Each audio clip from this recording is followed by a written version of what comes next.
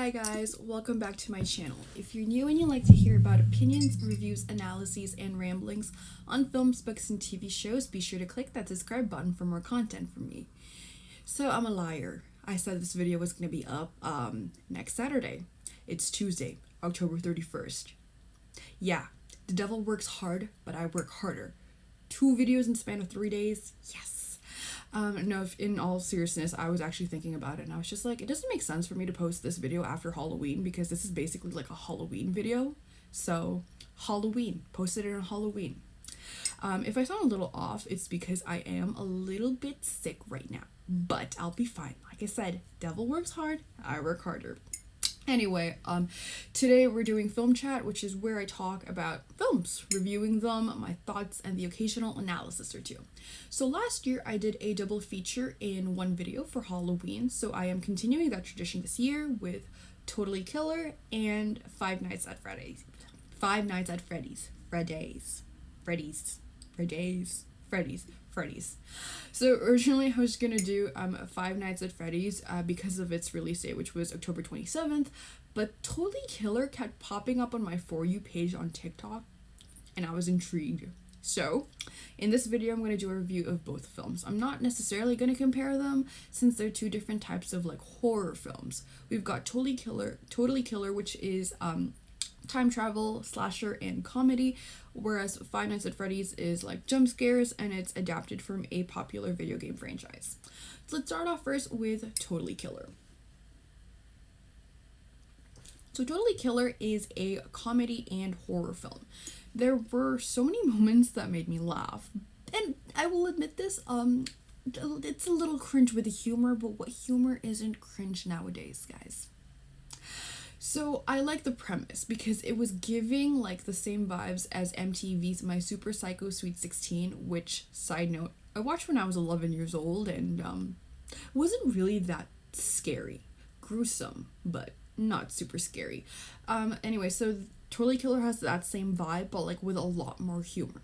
So what's Totally Killer about? Well, the premise is that there was a serial killer who killed 3 girls on their Sweet 16 back in 1987. This killer goes dormant until 2023 and then kills the main character's mom. So the main character, her name is Jamie, and her best friend Amelia invents time travel. So then when the killer at some point was like hunting down Jamie, that killer accidentally like activates a time travel machine and sends Jamie back to 1987, where she has to try to stop the killer so that her mom would live in like 2023. So first thing I want to talk about is actually Jamie's like aesthetic. So I really love the grungy thing that she's got going on. Like, oof, love it.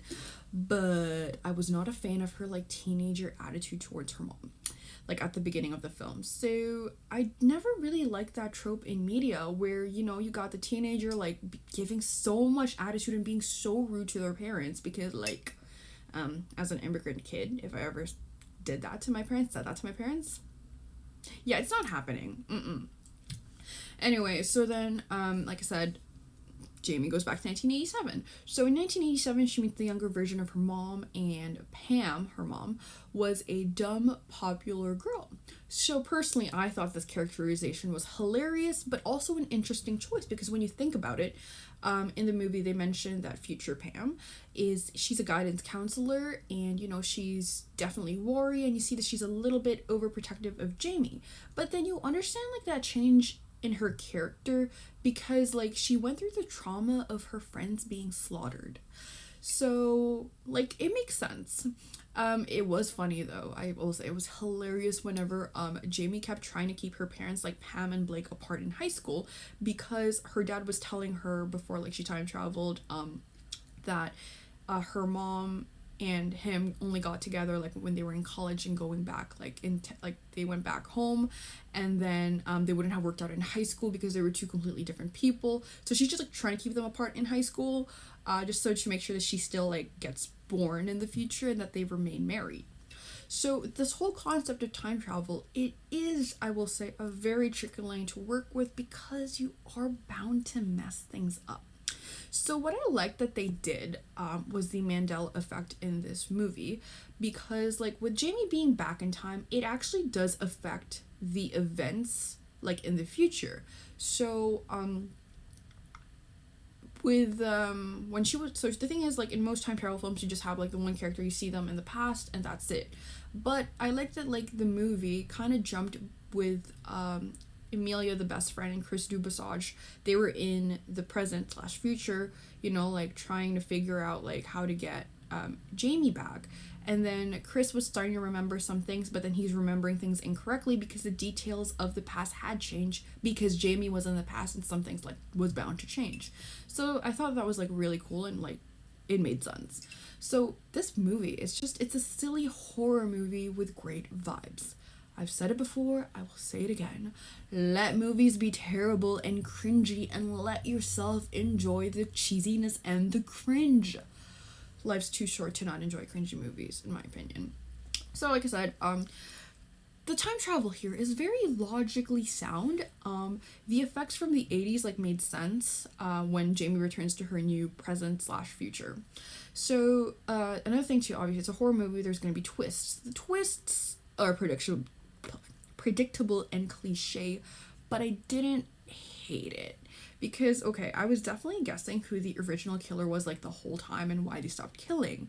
And, okay, spoiler alert. Okay, spoiler alert. There were actually two killers. So, like, the new killer, like, made sense when the reveal happened.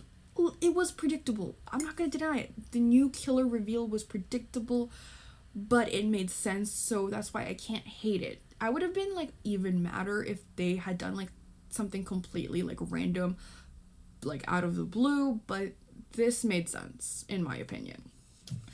So overall, I will say that Totally Killer is not like a masterpiece like Scream or even Ready or Not, but I did see like this Letterboxd review that compares Totally Killer to the film Final Girls, which stars Tessa Farmiga. So by the way, that movie totally a wreck. So I see it though, because okay, they both had the same like culty, cheesy, terrible, like comedic horror vibes, but they're still fun to watch and rewatch if you just embrace the cheesiness and the cringe. So if you want to watch something in the veins of horror and time travel, like during like Halloween, like this Halloween night, like give this movie a chance. Like it's a solid B for me. So now let's move on to the second film for this video, which is Five Nights at Freddy's. So I'm gonna be real, I never really played the games, but it is so embedded in internet culture like that I know about it. I know about the jump scares, the dead kids, how the games work, and I even know some of the lore. So when the trailer dropped, like I was intrigued, but it was also the cast that got me like interested, because we've got Josh Hutcherson, who loved him in the Hunger Games, Elizabeth Lail, I liked her in season 1 of You, and then we've got Matthew Lillard, King from Scream and Scooby-Doo. So side note, I also met him at Fan Expo. Lovely, lovely man.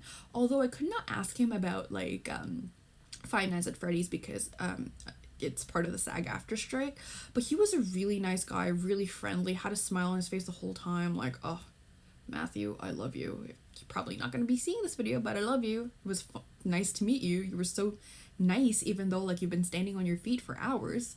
So anyway, so let's get back to it, the video. So I also did like the fact that, you know, this was a horror game franchise, so I'm just like, okay, like I'm interested, and there was so much possibility, and so I was so excited to see this film. Then I watched it like literally on Thursday, October 26th, yes. I watched it.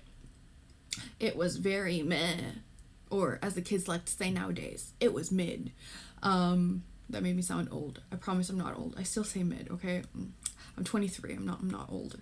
So anyways, like I said, it was very like meh, very mid, because there were moments where it felt like the film was just dragging on. Like the pacing was bad. Alright, so I will say this, the vibes and aesthetic, and some of the coloring in the film was good. Like, it's giving the horror vibes, horror retro vibes, that I was looking for, because apparently this movie, as it was mentioned in the film, it was set in the year 2000. So, that was good. Some of the jump scares were scary, and the editing that was done, some of the editing was done really well to really build up the tension And the animatronics were creepy as heck. So kudos to the designer of those animatronics. They creeped the hell out of me. But that being said, while we're on the topic of the animatronics, I did feel like they were criminally underused because aside from a few murders, like they made the animatronics seem really friendly with Abby.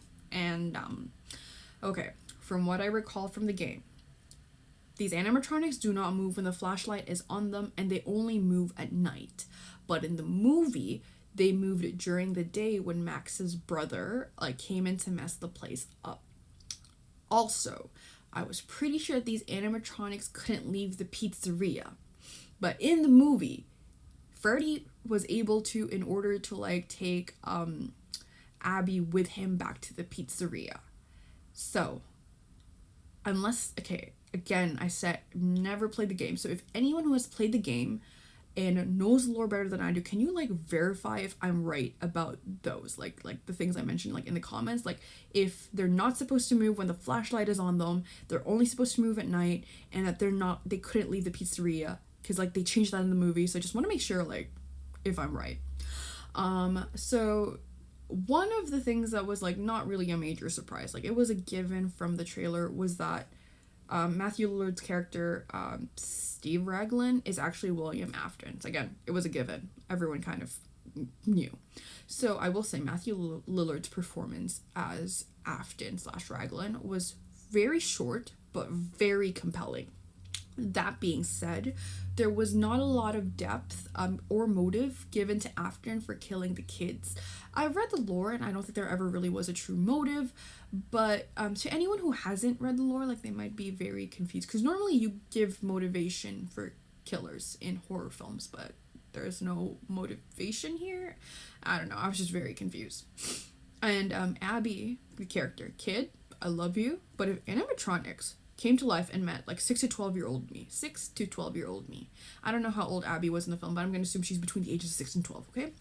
I would not be running towards these animatronics. I will be running away from them. I will be booking it, running the other direction. I'm not running to hug them because I have like self-preservation instincts even at the ages of 6 to 12 years old. So another thing I really liked, actually, like I was literally like in love when I was watching this play on the screen, were the Atari style like graphics done in the opening credits. So obviously, again, like I said, I've read the lore. So the opening credits were basically showing the story of the kid's disappearance. So that's someone who read the lore, like I thought it was really cool. But if someone who didn't read the lore, like they might be confused like what's going on my screen. But it was really cool too because like you see the yellow bunny, like Afton's suit, go from like looking really friendly to looking like really menacing, and I was just like, oh, this was great. I love it. Another thing I want to talk about was the spring lock mechanism with Afton. So like that scene where the spring lock mechanism was like working on him.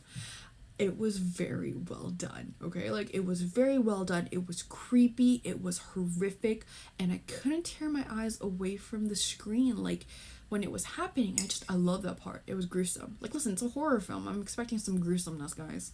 That gruesomeness was what I came for.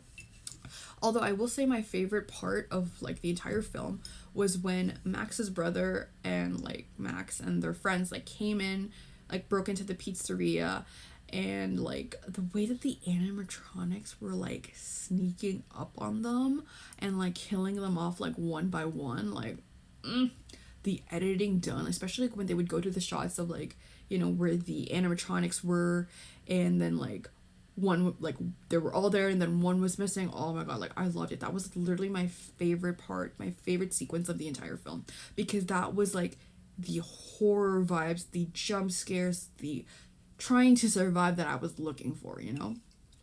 That, and like on that note, again, I expected so much more like of the animatronics sneaking up on Mike, because again, from my understanding, the whole purpose of the game was to survive 5 Nights at Freddy's. Like, you jump scares, that's what you wanted, you expected jump scares and animatronics actually trying to kill him, but we didn't get much of the animatronics trying to kill him like any other night. Like, I will concede that it was kind of like cool and creepy to have him be constantly dreaming of the missing kids, like when he falls asleep like at the pizzeria and he's connecting that with his brother's disappearance, but the jump scares were lacking, and that's really what I came for. And the whole like trying to fight to survive Five Nights at Freddy's, like he was only trying to survive like one night, guys. Like the other nights, like he was working, he was literally sleeping. So I'm just like, you're not supposed to fall asleep, right? Like anyway. So this video is coming to an end, so let me just like give you guys an overall. So Totally Killer is not the perfect film or a cinematic masterpiece, and it was very cheesy, but the horror vibes were great, and I like the concept of like time travel fused with the slasher genre. I had a fun time watching it, so I'd give it a solid B. Five Nights at Freddy's, on the other hand, like I had high expectations because it had the potential to be great, but it was just executed poorly in terms of the script. Okay, so I will say the actors did an amazing job with what they were given, but the writers could have done so much better, like with the plot, like figuring it out as well as the pacing. And I wish that they actually understood that the concept of actually fighting to survive 5 nights at Freddy's, like that's the horror and the plot I wish I'd seen in the film. Like I already mentioned, there was only literally one night that Mike and Abby were trying to fight to survive. The other nights, Mike was sleeping on the job, so I'm gonna have to give this movie like a C minus. Not the best, like it had its potential, but again, like I said, it was just executed poorly.